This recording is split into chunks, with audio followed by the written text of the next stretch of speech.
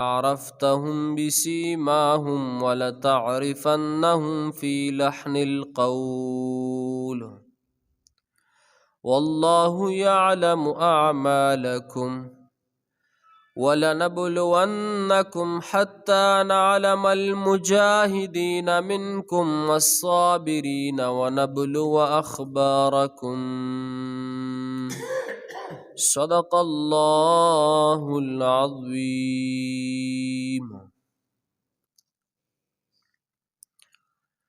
پدی آیاتونو کریمو کې الله جل شانه د منافقانو هغه منافقت او د منافقانو چې کوم مکر او فریب د حضور علیہ السلام په زمانه کې به کولو نو د هغې متعلق څه د ذکر دی. الله تعالی چې په دې قرآن مجید کې د منافقانو دا ذکر کوي بار بار، دا دې دپاره کوي چې د کله نه دین اسلام راغلی دی یا په هره زمانه کې چې د حق کامیابی به د الله د طرف نه شروع شوله نو د حق مخالفت به کفر کولو، کفر به لګیا شولو، د حق مخالفت به کو.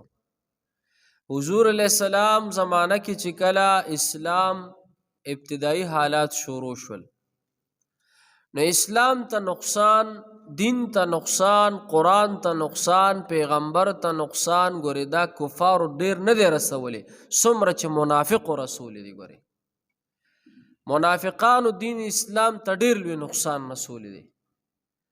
کفارو به تدبیرونه او چالونه اختیارول خو زیاده تر نقصان د چا د لاسه رسېدلی؟ د منافق د لاسه.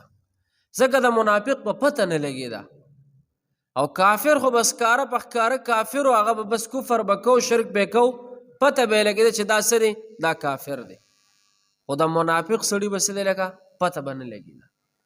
حضور علیہ السلام ته په مجلس کې به ورسره ناستو، حضور علیہ السلام سره صحابو ته به پته نه لګېده.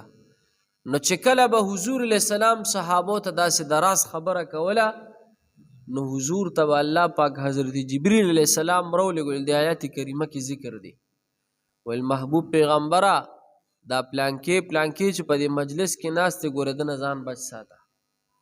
او حضرت جبریل علیہ السلام به حضور علیہ السلام ته دغه منافقو نښې به مته وښودلې، وي دا نښه پکې ده، ځان ته بچ ساته. او دا یاد ساتئ چې اسلام ته، دین ته، قرآن ته، مذهب ته زیات نقصان چا رسولی؟ منافق رسولی. کافر ورته دونه ګوره نقصان نه دی رسولی څومره چې نقصان منافق رسولی. او منافق تاسو ته ما ویلي مو الله پاک هم د قرآن کې چې منافق هغه ته ویل کي چې په خولې یو وي په زړه بلې. په خولې څه دی لکه یو وي، په زړه څه دی بلې. زړه کې کفر وي او په خوله څه دی مسلماني. زړه کې کفر ساتي او په خوله به څه لکه مسلماني. د حضور علیہ السلام یو صحابي و حضرت حذیفه رضی الله تعالی عنہ، حذیفه ابن یمان رضی الله تعالی عنہ. هغه صحابي ته دا د حضور علیہ السلام رازدار و رازدار پټې خبرې به حضور علیہ السلام د ده سره کولې. نو حضرت حذیفه رضی الله تعالی عنہ ته حضور علیہ السلام ورته منافقینو هغه لیسټ ورکړو، وي دا پلانکې څه دی، دا منافق دی، وي دا الله ماته ویلي چې دا منافق دی. نو صحابه کرامو ته چې پته ولګي چې دا حضرت حذیفه رضی الله تعالی عنہ دا د حضور علیہ السلام رازدار دی چې د سره د حضور علیہ السلام رازونه پراته دي، هغه پټې خبرې پرتې دي، او خاص کر هغه د منافقانو نومونه حضور علیہ السلام حضرت حذیفه رضی الله تعالی عنہ ته ښودلي. نو حضرت عمر رضی الله تعالی عنہ دا خو ډېر جلالي او ډېر غیرتي مو او ډېر بهادره مو. نو حضرت عمر رضی الله تعالی عنہ یو ځل حضرت حذیفه رضی الله تعالی عنہ پسې راغی، ورته په مینت او په زارۍ وي، وی هغه لیسټ راته لږ وښایه سره چېرته زما نوم پکې نه داسې ایمان، وی هغه لیسټ راته لږ وښایه، هغه نومونه راته وښایه، هسې نه چېرته زما نوم پکې نه.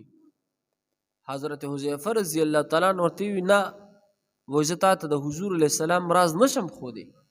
وی ښځه هسې راته ووایه چې زما نوم پکې شته او که نشته. دومره هغه خپل ایمان دومره فکر و سره. نو حضور علیہ السلام ته به الله پاک هغه د منافقینو هغه چال چلونه هغه به ورته څه دی هغه نشانات د منافقینو به ورته ښودل. حضور علیہ السلام زمانه کې اول د ابتدا د اسلام کې د حضور علیہ السلام به دا طریقه و چې څوک به بیمار شول نو هغه به تپوس تللو، که هغه به کافر به بیمار شو هم به حضور تپوس تللو، که ګاونډ کې به نو حضور به لاړو تپوس له، یهودي به بیمار شو حضور به لاړو تپوس له، صحابي به بیمار شو حضور به لاړو تپوس له.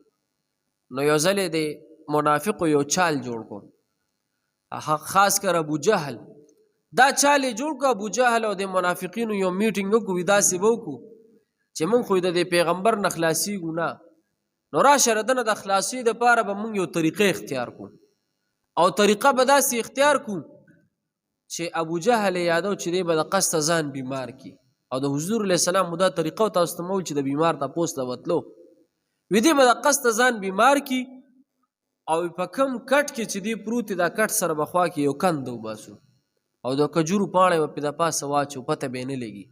نو وي چې کله موږ خبره خوره کړو منافق چې منافقان دا پراپیګنډم ډېره تیزه خورې ګورې ځان نه خبرېږي که نه بس لمون به در باندې راړولي. نو هغه حضور علیه السلام خلاف دې ظالمانو سازش جوړ کړو چې د ده نه به موږ څنګه خلاص شو. نو حضور علیه السلام ته خبر راغی چې ابو جهل بیمار دی، همدې منافقو دا خبر راورسو. حضور علیه السلام ځان سره ملګري کړي راځي چې تپوس ترې لاړ شو، سړی بیمار دی چې تپوس ترې لاړ شو. ابو جهل د حضور علیه السلام بدترین دشمن وګورئ ښه د ابو جهل. حضور علیه السلام ته په هره موقع نقصان رسولی دی، چې کله به همده ته موقع میلاوېده ده به نقصان رسو. دین ته قرآن ته ډېر زیات نقصان اول د ابتدا د اسلام کې څه دی لکه ابو جهل رسولی. او د دې زمانې ابو جهل پیژنې لکه د دې زمانې فرعون پیژنې شته؟ ولې نشته؟ دا دروغجنان دا چې دا کم دا لیډران دا د دې زمانې غټ ګوره دا د دې زمانې غټ فرعونیان دي ظالمان، دا ټول نه غټ فرعونیان نن سبا دا دي. هغه د موسی علیه السلام فرعون قصې به پرېږدو مړه، دا زمانې دا فرعونیان دي، دا غټ ظالمان جابران، دا وزیران، دا غټ غټ وډیرګان، دا خانان، دا خاص کر دا سیاستدانان، دا د دې زمانې غټ فرعونیان دي. نو حضور علیه السلام ته خبر راغی، حضور علیه السلام ځان سره ملګري کړل، اراده چې لکه تپوس ته لاړ شو. چې تپوس ته روان شول حضور علیه السلام داسې چې څنګه نږدې شو ابو جهل کټ کې پروت و، ځان سره ګیر چاپېره نوکران دی مدرولي او کټ سره خوا کې کنده کړې وه او د پاسې پې د کجورو پاڼه اچولې وې. نو حضور علیه السلام چې څنګه نږدې شو حضرت جبریل علیه السلام راغی، وي حضرت مخکې نور مه ځه ودرېږه، هغه د الله جل شانه پیغمبرو، د الله محبوب پیغمبرو، الله ته خوښ پیغمبرو، الله پاک حفاظت کوي، نور مخکې مه ځه. حضور علیه السلام ودرېدو، چې ودرې صحابه کرام هم ودرېدل.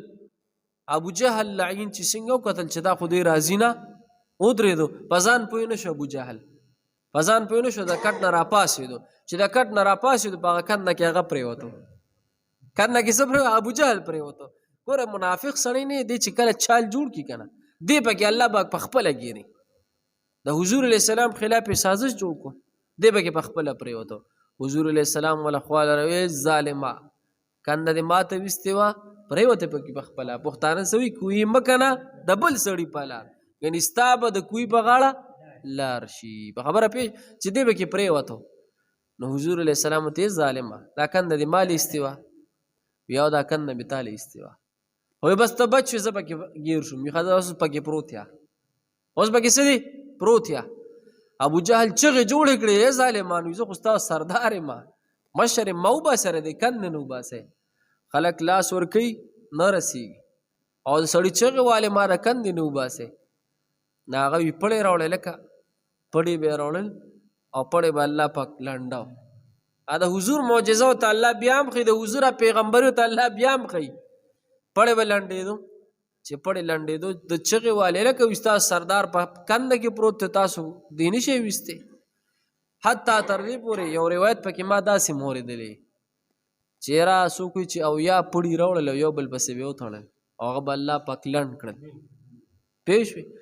خو دی پوه شو چې یاره د دې کندې نه خو زه اوس وتی نه شم.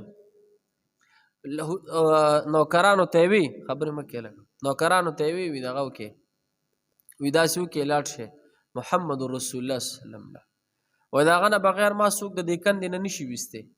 راولې د هغه نه بغیر ما څوک هم د دې کندې نه نشي ویستی. حضور علیه السلام بیا هم شفیق پیغمبر مهربانه پیغمبر راغی، صحابه ورسره راغی. چې راغی حضور علیه السلام ورته څنګه چل دی؟ زموږ د استاد خبره اشنا څنګه چل دی؟ مزه وکړه، کنده دې مال وویسته پرېوتې پکې پخپله. هغه ورته ابوجهل ورته د دې کنده نه مې وباسه، کنده مې تاله ویستې وه خو به زه پکې پرېوتم، ته پکې پرېنوتې، اوس مې تې وباسه. حضور ورته کندې نه دې وباسم، ایمان به راوړئ؟ یا ایمان راوړم. خبره کلکه ده، بلکل کلکه خبره. خلک ولاړو او دا وره دغه ټیم کې نه دغه ټیم کې دا خبره خو ډېره تیزه خوره شوه په مکه کې چې ابوجهل کندې ته پرېوته، او دی خو سردار هم مشر هم نو هر سړی به راتلو ته به یې کتل صاحب خو کنده کې پروت دی. خلک د دنیا ولاړو. حضور علیه السلام ورته ایمان به راوړئ؟ وی د کندې نه دې راوباسم. ایمان به راوړم. وی خبره بلکل کلکه پخه، یا بلکل کلکه. رسول الله مبارک چې څنګه خپل لاس مبارک ورښکته کړو داسې په یو چک یې راوچت. زموږ حضور له الله پاک ډېر لوی قوت ورکړو، د سلو پهلوانانو قوت الله ورکړو، د سلو پهلوانانو قوت الله زموږ حضور له ورکړو. او حضور داسې په یو چک یې راوچت کړو. او تی کلمه وایه، وایه اشهد ان لا اله الا الله، وایه کلمه وایه، شاباس. وی نه کلمه نه وی، نه کلمه وی نه. حضور ورته تا چې ما سره وعده وکړه، تا چې ما ته ووایي چې زما تا سره خبره کلکه ده، حضور ورته وایه کلمه وایه که نه. دومره لعین و دومره ظالم خو الله ورته هدایت نه کوم. الله پاک د هغه په نصیب کې هدایت نو لیکلی، الله پاک نه غوښتل چې د ایمان راوړي. نو حضور علیه السلام ته څه وایي؟ وی اوس مې بلکل کلک یقین راغی چې العیاذ بالله ته ډېر غټ جادوګر یې. اوس مې بلکل څه دی کلک یقین راغی. حضور ورته یا ظالمه، یا ظالم ایمان به دې راوړو، په هغه خپله خبره خو به کلک ودرېدلې وي. حضور ورته ما ته پته ولګي چې ته ټول نه غټ منافق یې، ما ته پته ولګي چې ته ټول نه غټ لعین یې، غټ منافق یې، چې هم ما سره وعده وکړله او اوس یې ایمان څه دی راونړلو. نو آیات کریمه کې څه دی لکه منافقو ذکر دی. بار بار الله پاک قرآن کې ځای په ځای د منافقانو دغه چې بیان کړي دی دپاره که نه چې دین اسلام ته اول د ابتدا د اسلام کې چا ډېر نقصان رسو؟ منافق ورسوي. منافق د لاسه څه دی د دین ته ډېر لوی نقصان رسي. الله دې موږ تاسو ټول د منافقت نه بچو ساتي. ام حسب الذین فی قلوبهم مرض، آیا ګمان کوي هغه کسان چې په زړونو کې مرض دی، ان لن یخرج الله چې ګنې الله به ښکاره نه کړي ادغانهم د دوی کینې، ولو نشاء که موږ وغواړو لاریناکهم فلعرفتهم بسیماهم، وبښایو موږ تا ته دوی نو ته به وپېژنې دوی لره په علامو د دوی سره، ولتعرفنهم فی لحن القول، او ته به وپېژنې دوی لره په انداز د خبرو کې. والله الله پاک ته یعلم معلوم دی اعمالکم ستاسو عملونه، ولنبلونکم حتی نعلم المجاهدین منکم، خامخا به موږ ازمایش کوو ستاسو د دپاره چې معلوم کړو موږ هغه جهاد کوونکي له تاسو نه، والصابرین او هغه چې ثابت قدم دي، ونبلو اخبارهم ازمایښت به کوو موږ ستاسو د خبرو. ان الذين كفروا بشک کم خلق چې کافران شو، وصدوا عن سبیل الله او بند کړل دوی نور خلق لره د الله د لارې نه، وشاقوا الرسول من بعد، مخالفت وکړو د پیغمبر پس د دې نه ما تبین لهم الهدى چې ښکاره شولو دوی ته هغه نیغه لاره د دوی. لن يضر الله شیئا، هرگز نقصان نشي رسولی الله پاک ته د هیڅ شي. وسيحبط اعمالهم، او الله به برباد کړي د دوی عملونه. یا ایها الذین آمنوا، ای ایمان والو، اطیعوا الله و اطیعوا الرسول، تابعداري وکړئ د الله او تابعداري وکړئ د رسول الله صلی الله علیه وسلم. ولا تبطلوا اعمالکم، او مه برباد کوئ خپل عملونه. ان الذين كفروا بشکا خلق چې منکر شو، وصدوا عن سبیل الله، او منع کړل خلق د الله د لارې نه، ثم ماتوا وهم کفار، بیا مړه شو دوی په داسې حالت کې چې دوی کافرانو. فلن یغفر الله لهم، نو هېڅکله به الله بخښنه ونه کړي د دوی.